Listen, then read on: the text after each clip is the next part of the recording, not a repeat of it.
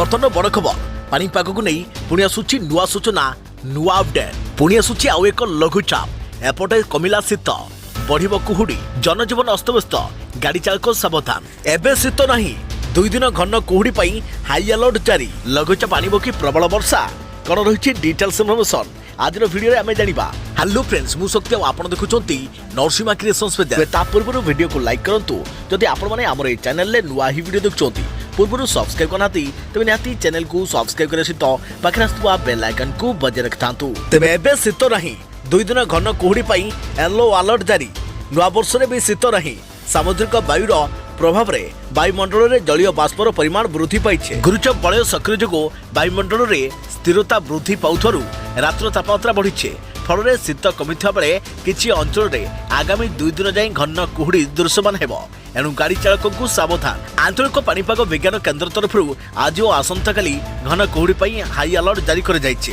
तेबे आंचलिक पानीपाग विज्ञान केन्द्र पक्षरु आज केन्दुझर अनुगुल ढेंकानाल कटक नयागढ़ कंधमाल गजपति गंजाम कोरापुट और रायगड़ा जिले में घन कुहुड़ी दृश्यमान हेबो एसबू जिला येलो वार्निंग जारी होइछे। सेहिभଳି सोलपुर मध्यम धरणर कुहुड़ी 19 जिले में देखा दे पारे।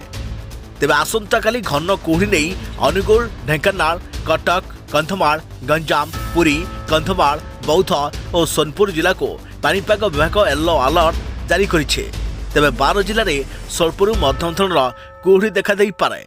एबे पाग सुखिल रहिथा बेले रात्र तापमात्रा विशेष परिवर्तन हेबो नाही। तेबे आसंता 4 रु 5 दिन जाए तापमात्रा स्वाभाविक ठारू 3 रु 4 डिग्री अधिक रहिबो फल राज्य में शीत कमिबो आउ सेपटे पुणी डराउछि लघुचाप विदेशी पानीपाग संस्थार आकलन।